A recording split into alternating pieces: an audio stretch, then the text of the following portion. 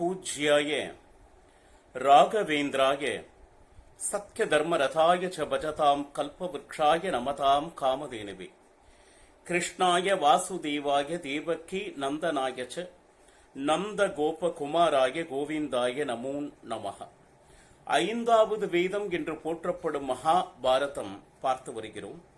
இப்பொழுது வனவாச அஞ்ஞான வாசத்தை தர்மத்தின்படி முடித்தும் சேர வேண்டிய அந்த ராஜ்யத்தை கொடுப்பதாக இல்லை துரியோதனாதிகள்.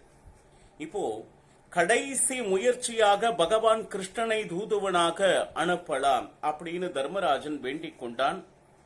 ஆனா அங்க போய் எப்படியோவது சாந்தி பேச்சுக்களை பேசி கடைசி பட்சம் 5 கிராமத்தையாவது பெற்று வா அப்படின்னு தர்மராஜன் சொன்னா. ஆனா தீர்க்கமாக பகவான் கிருஷ்ணன் சொன்னா, கால் பிடித்து கெஞ்சி அழுதாலும் துரியோதனாதிகளிடம் இருந்து ஒரு துளி பூமியை வாங்க முடியாது. இதுதான் நிதர்சனம். அப்ப பின் ஏன் தூதுவனாக சொல்கிறாய் அப்படின்னா, அவன் அதர்மவாதி, அவன் ஒரு தீயவன் என்பதை அந்த சபையில் இருக்கின்ற அனைத்து ராஜர்களும் அறிய வேண்டும். இவன் கொல்லப்பட வேண்டியவன் என்று எல்லாரும் மனதிலும் என்ன சொல்றது, அந்த நினைவு வந்துவிட வேண்டும். அப்போ இதுதான் யுத்தத்திற்கு தயாராகும் ஒரு யுக்தி அப்படின்னு சொல்லிட்டு. ஏன்னா எல்லார் மனதும் துரியோதனன் எப்ப சாவானோ அப்படின்னு சொல்லிட்டு நினைக்கிற நேரத்துல தான் அவனை நாம் கொள்ள வேண்டும். இதுதான் பகவான் கிருஷ்ணன் மனதில் இருக்கக்கூடிய. ஏன்னா மற்றவர்கள் அப்பொழுது மாறி மாறி பேசினாலும் யுத்தம் என்பதில் மிக மிக மிக தெளிவாக திருடமாக இருப்பவன் யார் என்றால் பகவான் கிருஷ்ணன் மட்டுமே. பீமசேனன் கூட சாந்தியோடு பேசு என்றுதான் கூறினான். ஏனால் நம்மளுடைய பராக்கிரமத்தினால் நம்ம அந்த குருகுலம் நாசமாக கூடாது என்கின்ற எண்ணத்தினால் அந்த வார்த்தையை சொன்னான். ஆனால் அவர்கள் ஒருவேளை ராஜ்யம் தரவில்லை என்றால் யுத்தத்திற்கு தயார் என்பதனையும் சொன்னார். இப்போ அர்ஜுனனுடைய கருத்து என்னவாக இருக்கும் அப்படின்னு சொல்லிட்டு அர்ஜுனனை பார்த்து விழிக்க, கிருஷ்ணா, உன்னுடைய எண்ணத்திற்கும் என்னுடைய எண்ணத்திற்கும் என்றும் அபிப்பிராய பேதம் என்பது இல்லை.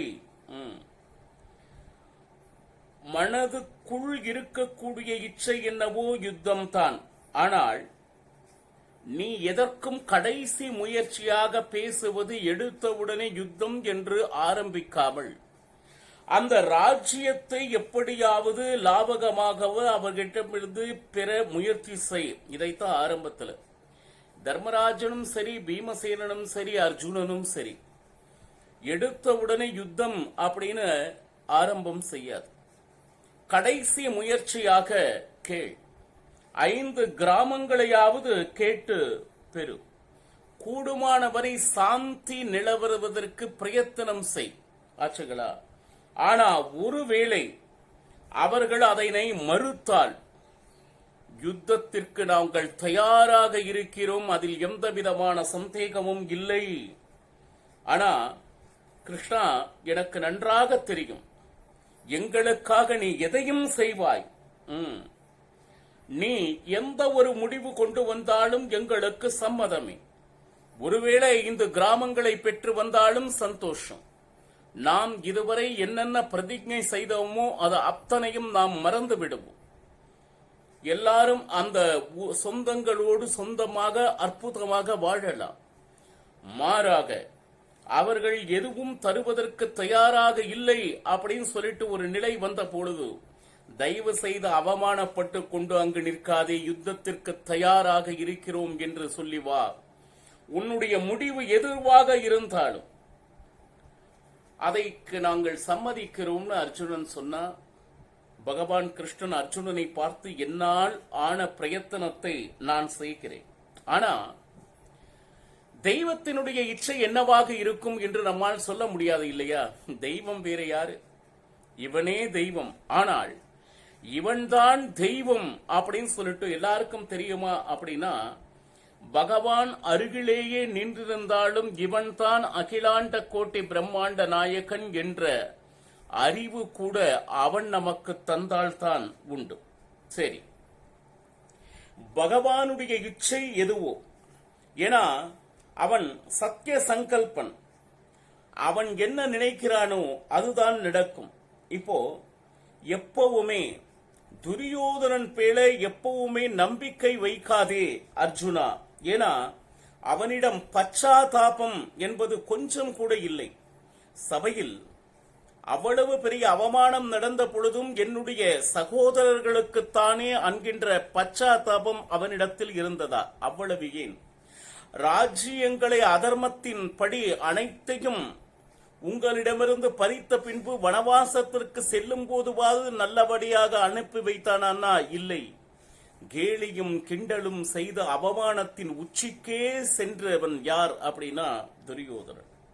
அப்போ அவன்கிட்ட இந்த சத்தியம் தர்மம் அப்படிங்கிற ஒரு விஷயம் இல்லவே இல்லை.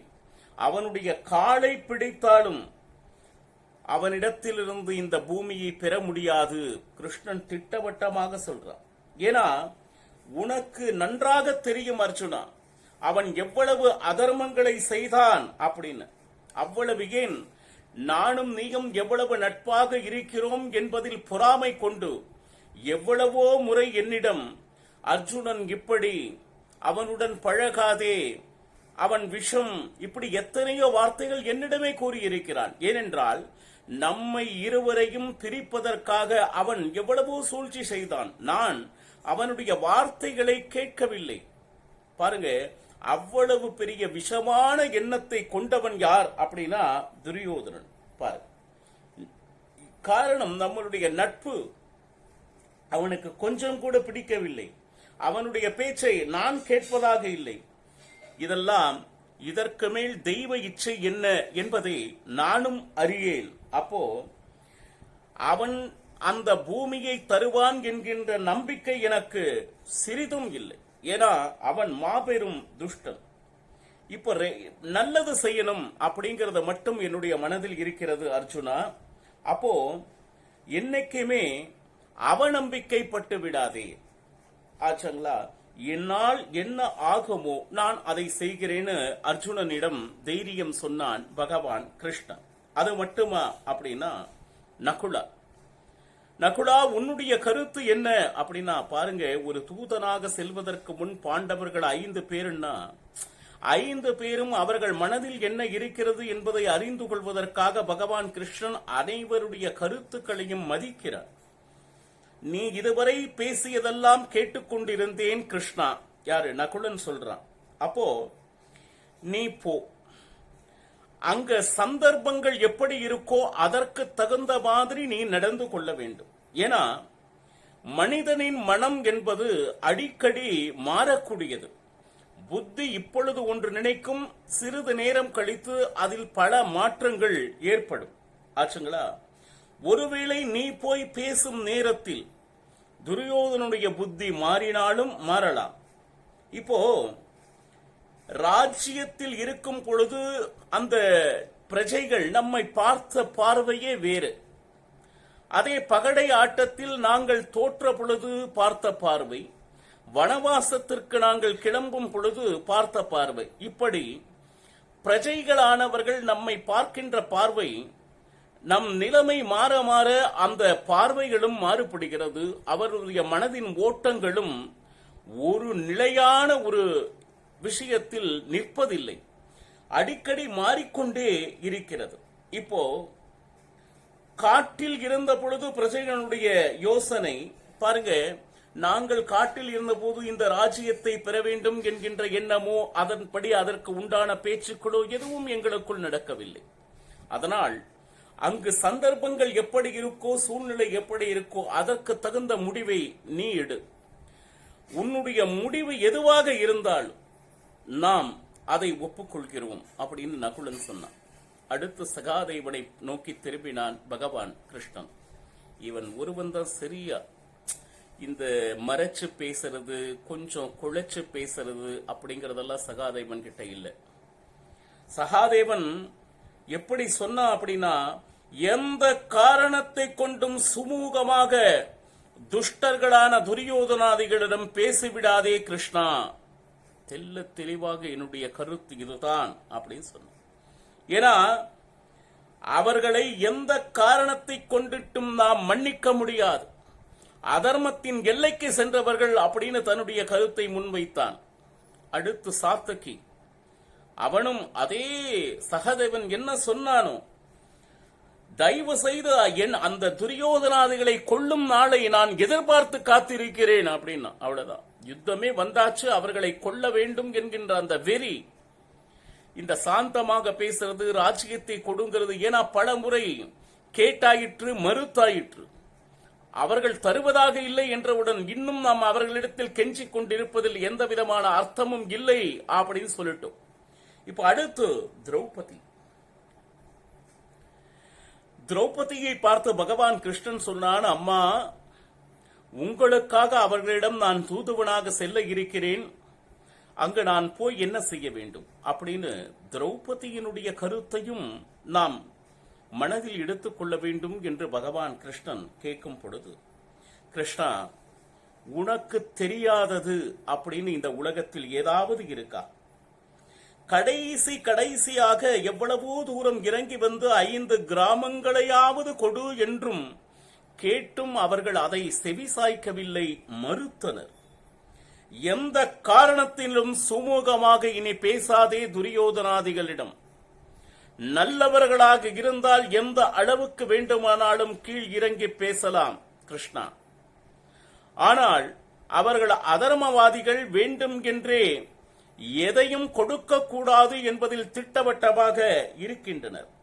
அது போக அவனை விட்டுவிடாதே கிருஷ்ணா. ஏனென்றால் பாண்டவர் சேனைகள் இப்பொழுது இன்னும் ரெடியாக இருக்கிறது, தயாராக இருக்கிறது. யுத்தம் அப்படின்னு வந்துவிட்டால் நம் வீரர்கள் சற்றும் சளைத்தவர்கள் அல்ல. அது மட்டுமல்ல, ஏன்னா அவனிடம் நல்ல விதமான பேச்சு என்றும் எடுபடாது. பாருங்க எவ்வளவு தீர்க்க தரிசனமா திரௌபதி கூறிட்டு இருக்கா. அவர்களுக்கு தக்க பாடம் கண்டிப்பாக கற்று தந்தே ஆக வேண்டும். ஏன்னா இவ்வளவு அதர்மம் செய்துவிட்டும் நாம் வாழ்ந்து விடலாம் என்கின்ற மமதையில் இருக்கின்ற அவர்களுக்கு நாம் பாடம் சொல்லித் தர விளைகின்றால் அந்த அதர்மமானது தலைக்கு ஏறிவிடும். அது மட்டுமல்ல, அவர்களை அனைவரையும் கொன்றே ஆக வேண்டும். நிரபராதியை கொன்றால் பாபம் வரும். அதே போல குற்றவாளிகளை விட்டாலும் பாபம் வரும்.